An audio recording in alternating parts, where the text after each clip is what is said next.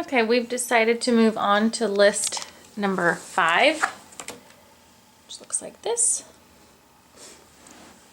The scoring sheet is in the opposite book, looking like this. And we are going to begin reading through the word list.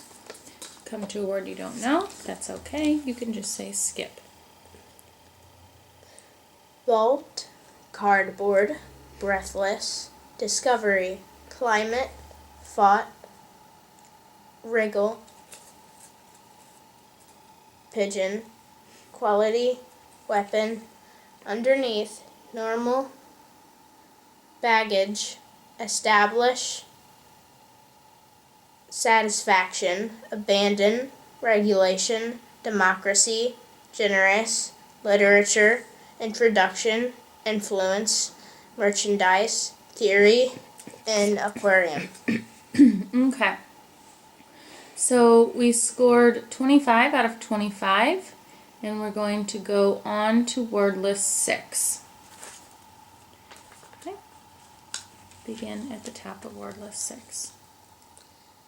Education, social, knowledge, obvious, estate, commercial, benefit, communication, auditorium, penetrate, insignificant,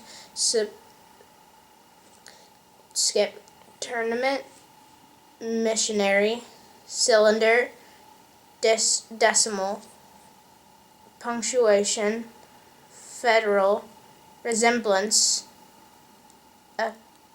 appetite, behavior, unfortunate, amateur, and lieutenant. Okay. You skipped one. I just want to make sure you did that on purpose. Yes. Right here. You skipped it on purpose? Okay.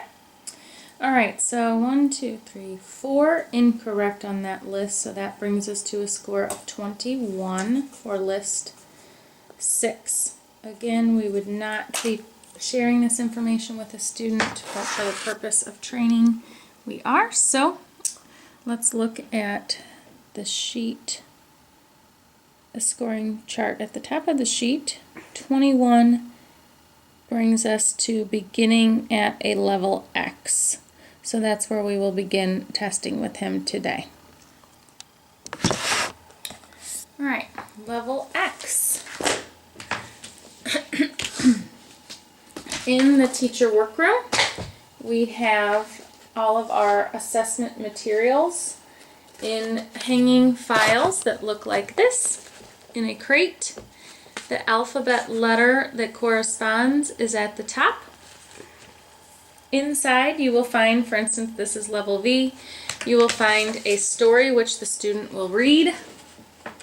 It is two-sided. And you will also find some copies of a recording sheet. The recording sheet has a short area for the student to read out loud, typically about 2 paragraphs around 100 words. This is where you will take your running record. You'll record using these recording conventions, and you'll mark your errors in this column. I usually just put a tally mark for each error. The SC stands for self-correct.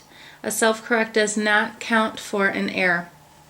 At the bottom, you can record your total number of errors, and the total number of errors will then be used on the back side to show the percentage of correctness in reading. So, for instance, if the student makes 2 errors, he'd be reading at 98% accuracy, which would then be recorded on this line. The second part of the assessment is analyzing the strategies and errors used. So if the student is making some errors and doing some of these different observable behaviors, you would just simply check there to inform yourself on what they are either doing or not doing in terms of are they reading for meaning? Are they using structural clues? Are they using visual clues? The third part is the fluency rubric. So you can read the descriptors here and circle the number that you feel that they are falling in line with. Typically, a fluent reader is somewhere between a 3 and a 4, phrased, but some rough spots, or smooth reading with a few pauses. So typically that's the area you want to look for. If they score in the 1 or 2, then you know that fluency is an area of concern and needs to be taught explicitly during guided reading. On the back side, after the student reads the entire story, which is on a one card in the upper grades, you are going to simply ask them to retell the story. The actual wording that you can use is up here. You'll tell the student to retell the passage, just saying something like, tell me what you read. You can then prompt the student with, tell me more. What else do you remember? Then you will use the rubric, the retelling rubric, to score them 1, 2, 3, 4, or 5, depending on how thorough their retell was. After you're done with the retell, you're going to move on to the comprehension conversation. And at this point, you're going to read the question, and then below you'll see some lighter print that just kind of gives you some examples of what the student might say. You'll also see a V, a K, D, an I, a C, A, and an E. And those are the different question types. V is a vocabulary question, K, D, key detail, I is infer, C, A is a character analysis, and E is an evaluative question. As they answer these questions, you are going to score them with either a 1 for completely correct, a 0.5 for partially correct, or a 0 for completely incorrect.